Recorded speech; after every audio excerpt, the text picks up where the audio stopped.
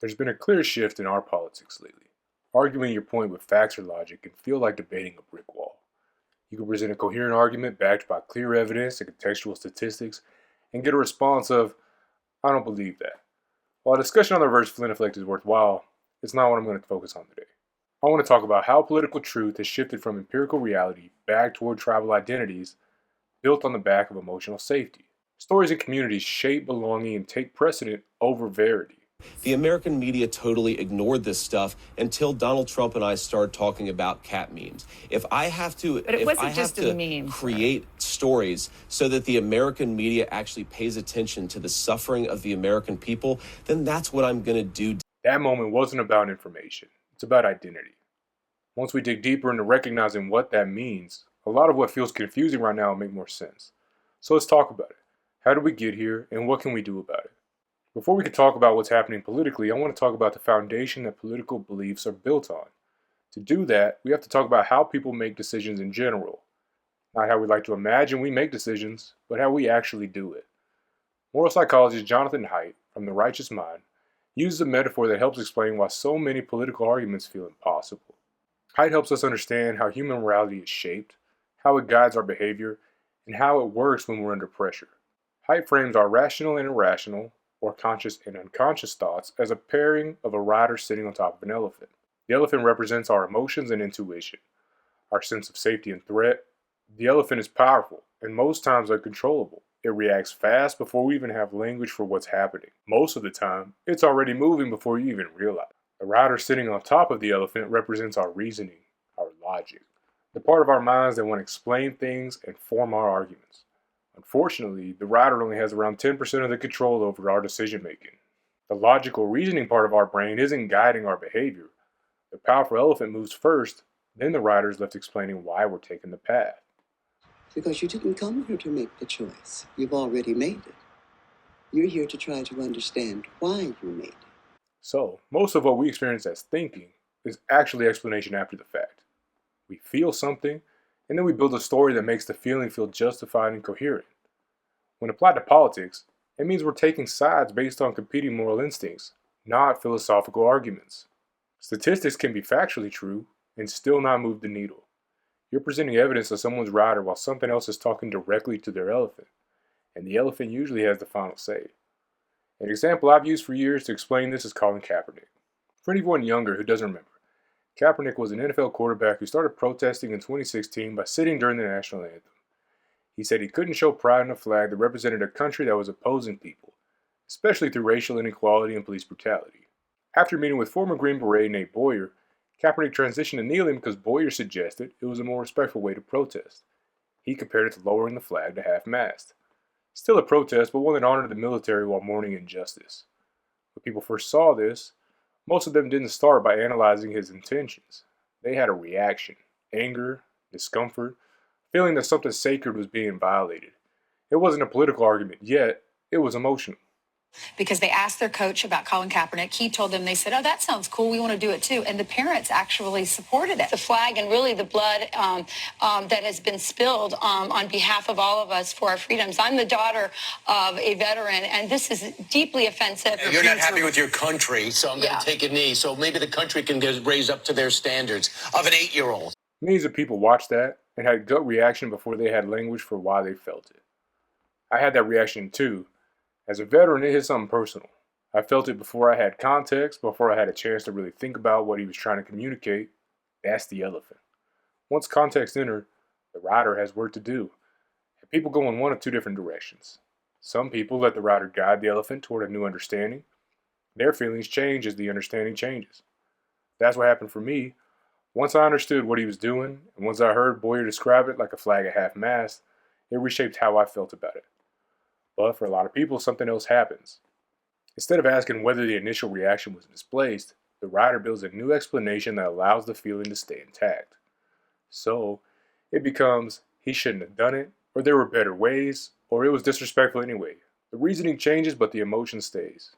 That isn't dishonesty, that's the brain trying to protect itself from contradiction. The experience came first, the explanation comes second. And that's why arguing politics purely on logic so often goes nowhere. You're trying to correct an explanation, not the experience that produced it. This is also why political conversations feel like endless justifications. It can look like stubbornness or inconsistency from the outside, but from the inside, people are trying to stay coherent with how something first felt. Most of our moral and political decisions are made emotionally and intuitively first. Reason shows up afterward to justify what already feels right. And this is why pointing out hypocrisy usually doesn't work. Hypocrisy lives at the level of the rider. Fear and identity live at the level of the elephant. That doesn't mean reasoning is useless. It means reasoning is slow. It only works when the elephant feels safe enough to listen. We're not going to fix things by just laying out logical arguments and pointing out inconsistencies or hypocrisies. We need to start by calming the elephants. Hyde also makes another point that I feel is important for understanding why politics feels so intense right now. He argues that moral systems function a lot like religions. They create sacred values and sacred symbols, ideas that aren't flawless or beyond criticism, but are sacred because they hold a group together. That's why politics isn't just disagreement. It's often experienced as a moral threat. It's one thing to challenge a policy, but when someone challenges something you experience as sacred, it hits deeper. Hyde explains this through what he calls moral foundations. He identifies 6 basic moral dimensions that people across cultures tend to draw from: care versus harm, fairness versus cheating, loyalty versus betrayal, authority versus subversion, sanctity versus degradation, and liberty versus oppression. Everyone has access to all of them. The difference isn't whether people have these instincts, but which ones they lean on most heavily when making moral judgments. People on the left tend to build what Hyde calls an individualizing or horizontal morality. They build their moral reasoning around care, fairness, and harm reduction. Their core questions sound like who is being hurt, who's being excluded, who is unprotected by the current rules. People on the right tend to build a more binding or vertical moral framework. They draw more heavily on loyalty, authority, and sanctity. Their core questions tend to sound like, is order being preserved? Is legitimate authority being respected? Is the group staying intact? This is where the comparison of religion starts to make sense.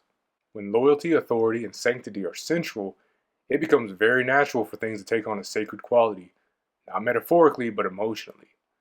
In the United States, for a lot of conservatives, the Constitution and the Founding Fathers occupy that sacred space, not just as legal documents or historical figures, but as moral anchors. The Constitution becomes sacred text akin to Scripture. The founders become sacred prophets whose words and intentions are treated as binding moral guidance. That's why constitutional language, it appeals to the original intent of the founders, has carried so much emotional weight in conservative politics for so long. It's what did the words mean to the people who ratified the Bill of Rights or who ratified the Constitution? As opposed to what people today think it means. As opposed to what people today would like. It's about protecting something felt to be sacred: identity, loyalty to the group, and reverence for the traditions that define us. To be clear, none of this is inherently irrational or malicious. These moral foundations evolved to solve real problems. Horizontal, individualizing moral systems protect vulnerable individuals from harm.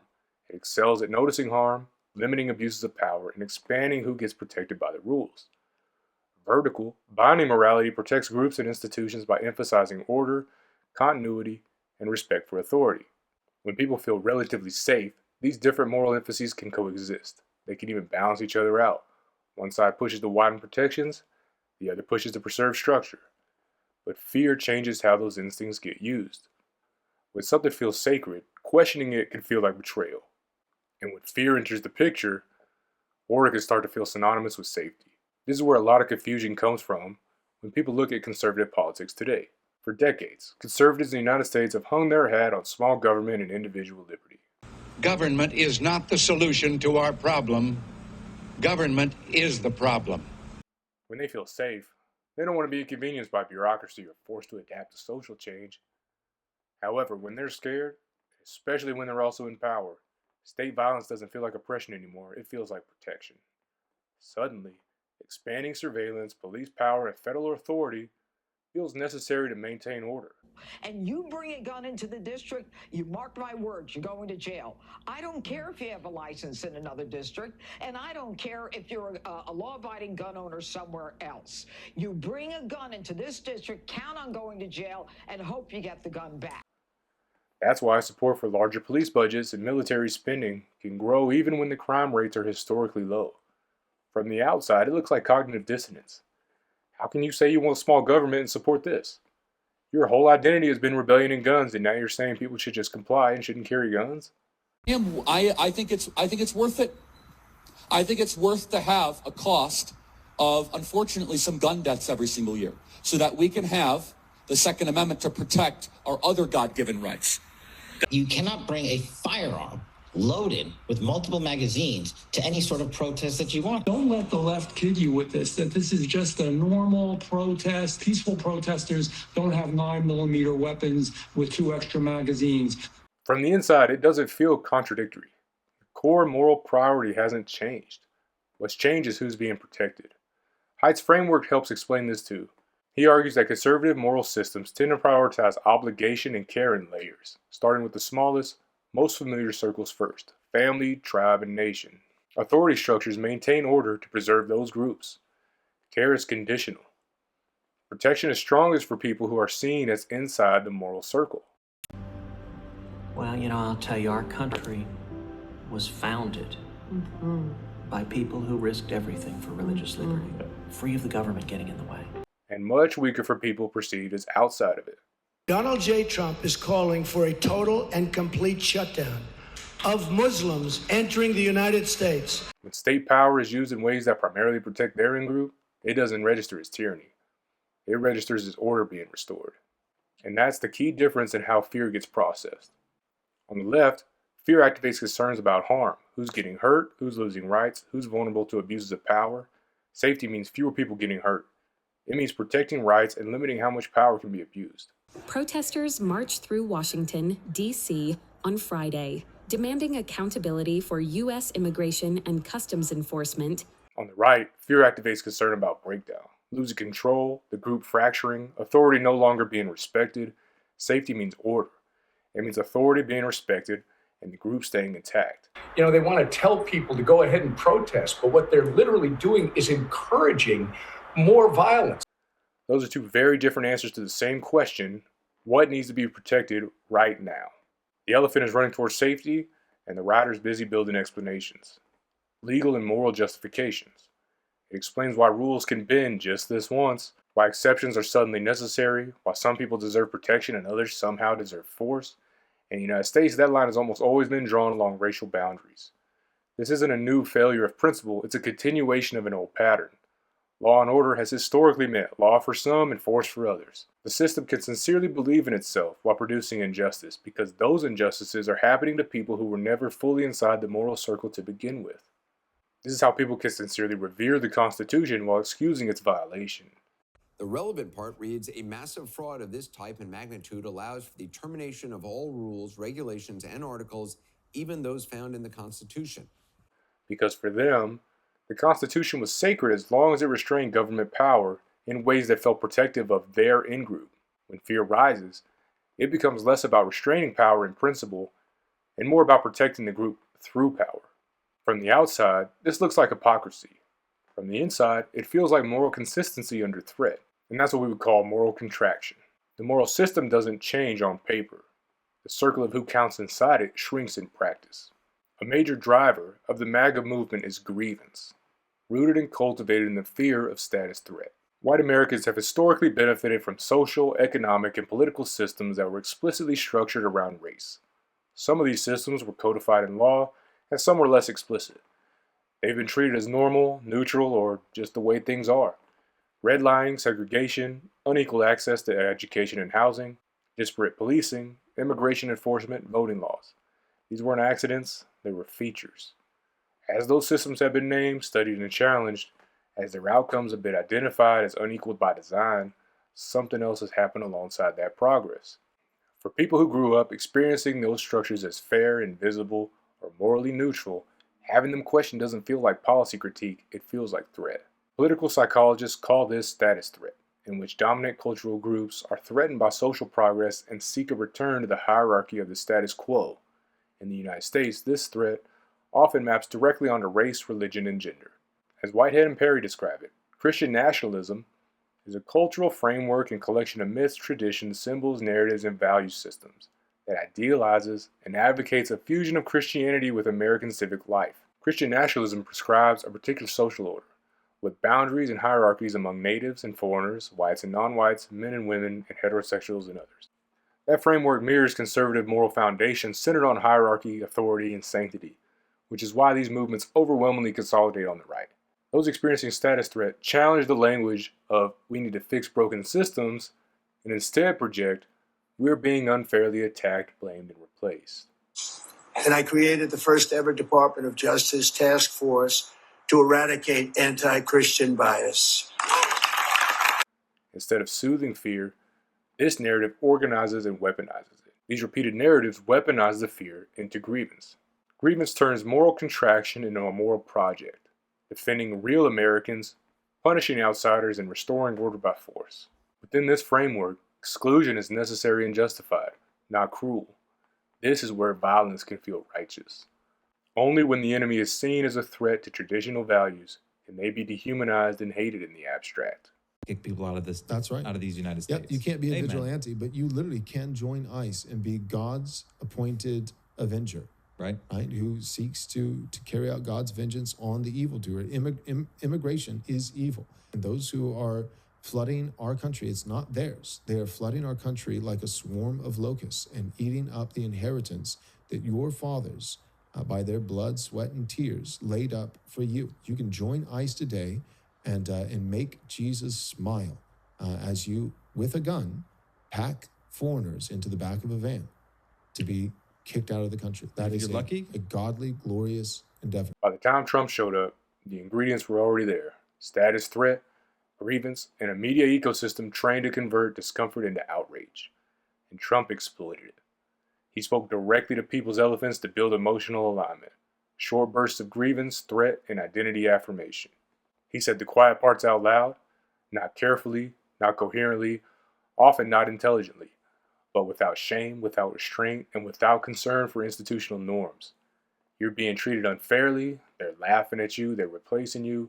I'm the only one who will protect you. We won with poorly educated. I love the poorly educated.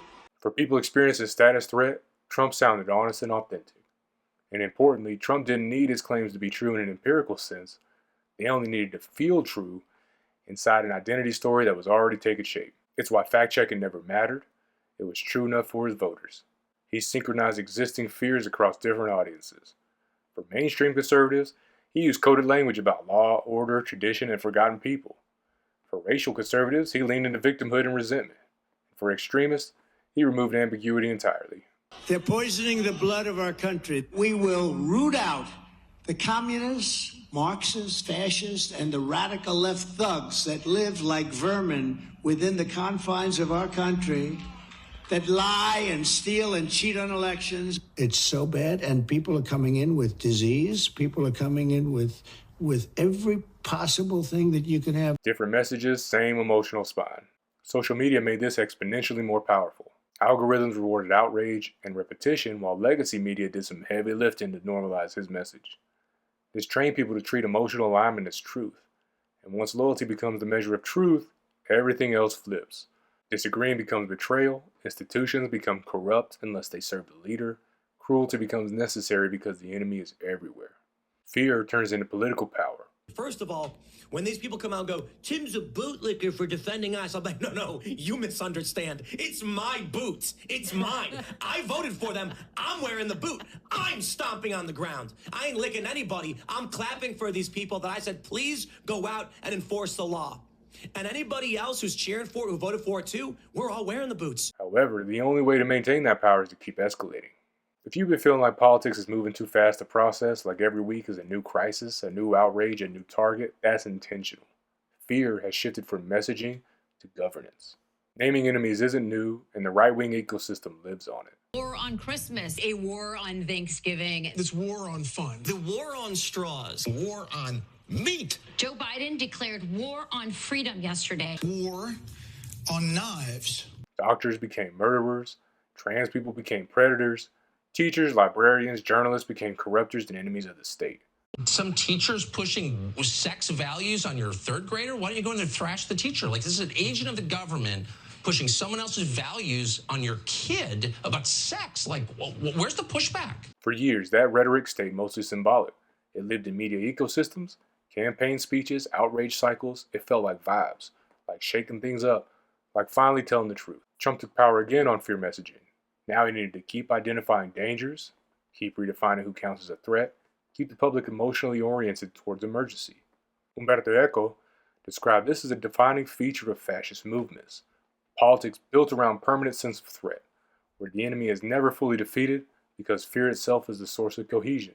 Trump framed politics as a constant emergency. Cities were burning, immigrants were invading, institutions were rigged, dissent was framed as sabotage. William Reich warned as far back as 1933 that excess gets justified through emotion.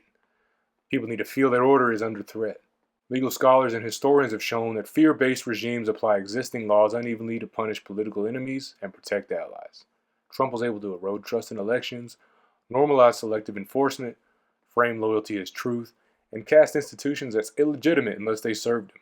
Trump followed a pattern scholars of authoritarianism have documented repeatedly: grievance plus threat plus leader as protector. The world is a dangerous place for authoritarians, and with so many forces threatening the status quo, fear underlies almost every belief they hold. The authoritarian personality can be understood as being motivated primarily by fear. But here's the part that matters. Fear can mobilize people, but the country can't be governed on emotion. Grievance politics fails in three predictable ways. First, the constant escalation breaks plausibility. When a movement needs constant enemies to stay energized, it eventually runs out of credible threats. The existing threat of teachers, doctors, and journalists have manifested to entire cities. We've crossed the threshold to where people don't feel protected. As Hannah Arendt observed, movements built on permanent threat eventually collide with reality. Institutions resist, coalitions fracture, contradictions pile up, and the leader's capacity to maintain control weakens. Second, performance exposes the lie. Fear-based politics survive by keeping people reactive, but it has its limits. It has to feel plausible. Authoritarian movements rely on a simple promise: if we're ruthless enough, order will return. If we punish the right people, things will stabilize. And you see a very consistent relationship between a massive increase in immigration and a massive increase in housing prices. If we remove the threat, life will improve. Fear works if it feels productive, as long as cruelty can be framed as necessary. When daily life doesn't get better, the story stops functioning as necessary harshness and starts looking like cruelty for its own sake. And third, visibility creates moral recoil. For years, the violence stayed mostly symbolic through rhetoric, outrage cycles, and abstract threats. Plus, a 24/7 Fox News justification machine to shut down arguments of inequity, structural racism, or fiscal hypocrisy. First off, that's not our job. I want our police officers doing the important work of keeping Minneapolis residents safe. I don't want them spending a single minute hunting down a father that just dropped his kids off at daycare, who's about to go work a 12-hour shift, who happens to be from Ecuador. Who happens to be illegal and committing crimes. All right. And the lack of cooperation and complete defiance from our local electeds has led to the death of two people, in my opinion. I think that those deaths could have been prevented. Tragically, we're here today because of that. But widespread enforcement creates scenes people can't unsee. Raids, detentions, intimidations, selective punishment, and harassment at scale that can't be explained away. Instead, the cruelty is front and center, concentrated on the same groups over and over again. BIPOC, immigrants, protesters, journalists, queer and trans people, religious minorities. That visibility matters because fear-based politics only works when harm feels abstract. Okay, a better angle. They're throwing tear gas, flashbangs. That is a flare gun or a smoke gun of some kind. That person just... Oh my God. We're gonna leave. I don't know what that was. Political scientist Karen Stenner's work on authoritarian psychology shows that people who value order and conformity will tolerate extreme measures only as long as those measures appear to restore stability. When repression is omnipresent and cruel, it exacerbates disorder and erodes support. That's what we're seeing now. Threats have escalated from imagined futures to real people. Targeting minorities doesn't lower prices, fix schools, or make communities safer. So the very thing that was promised to create safety is seen as the source of the danger. Crackdowns don't restore calm. Instead, people are seeing children detained, protesters killed, state power claiming they're untouchable. why you have so many people who are using their vehicles and other means to actually interfere with a legitimate law enforcement operation. The precedent here is very simple. You have a federal law enforcement official engaging in federal law enforcement action. That's a federal issue. That guy is protected by absolute immunity. He was doing his job. And none of it is making life better. For his followers, that's when coalitions fracture. That's when soft supporters detach. That's when shame shows up. Not shame like I'm a bad person, but shame like, oh, this is what we're doing. And once it's that clear, the rider can't keep inventing excuses forever. So what do we do about it? Trump's attempt at authoritarianism is exposing both how vulnerable and how resilient the system actually is. Now that we've identified the catalyst and the fuel for this movement, how do we extinguish it?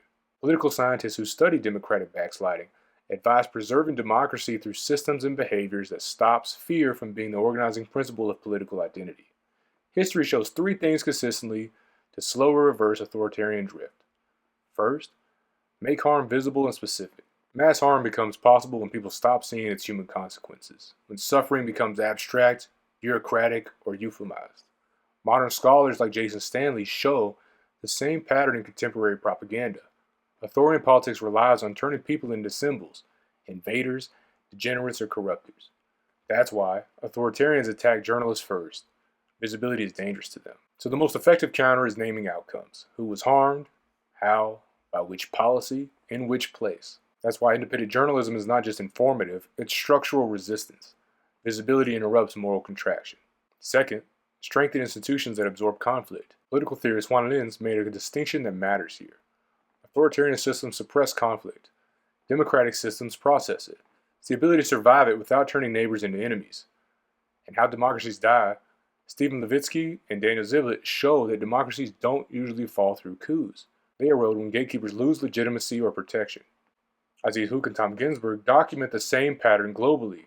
When professional norms collapse and truth tellers are intimidated or delegitimized, authoritarian consolidation accelerates. This isn't about idolizing institutions, it's about keeping reality anchored.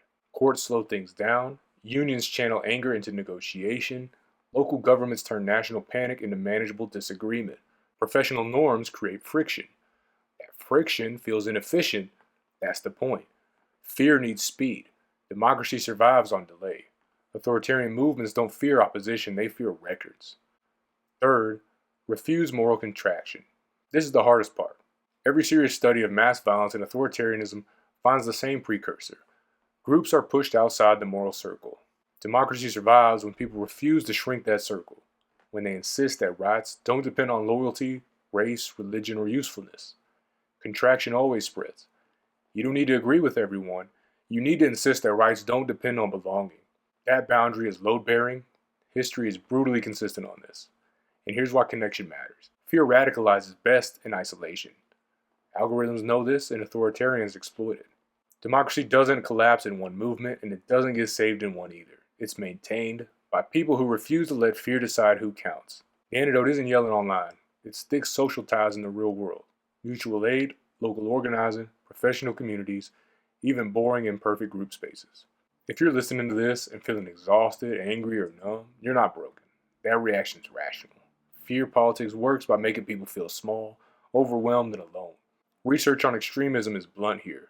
People disengage when they feel reconnected. Like last year, there's no official event to remember January 6th at the Capitol. Instead, Democrats held a special hearing where they heard from one rioter who now regrets her involvement. To me, taking a pardon would be a slap in the Capitol Police's face. Pamela Hemphill, once known as the MAGA granny, rejected President Trump's pardon, but the rebuke has come with consequences. I have been doxxed online, harassed, and physically assaulted. But I am here, and I don't care. But I will say that this was a breaking point for me in the way that the administration responded to it. Like, I didn't think what's happening right now with ICE could happen in America. I genuinely did not think that was possible. I thought our institution, I thought the Constitution would hold up. When I see it and then immediately defend it, I start to go, we gotta be very loud about this. Like, it all of a sudden becomes not like liberal catastrophic thinking. It starts to become very reasonable, nuanced criticism of the administration. They have just made the the most far left critiques of the Trump administration, their reaction to this has just justified all of them. Let me ask you- In one moment, all of their responses, from Trump to Kash Patel, they have justified every single and I know people will probably look at this and be like, they've done a million other things to justify them. Sure, and that's fair. But this specific situation, I think, is a breaking point, and it has justified all those criticisms. I think people's antennas are way up, and people's antennas that were not up initially. If you made it this far, thanks for hearing me out. I know this stuff is heavy. If nothing else, I hope this gave you all a clearer lens for what you're seeing, and maybe a little more patience with yourself for how it's felt. If this helps you make sense of the chaos even a little bit, that's enough for me. Take care.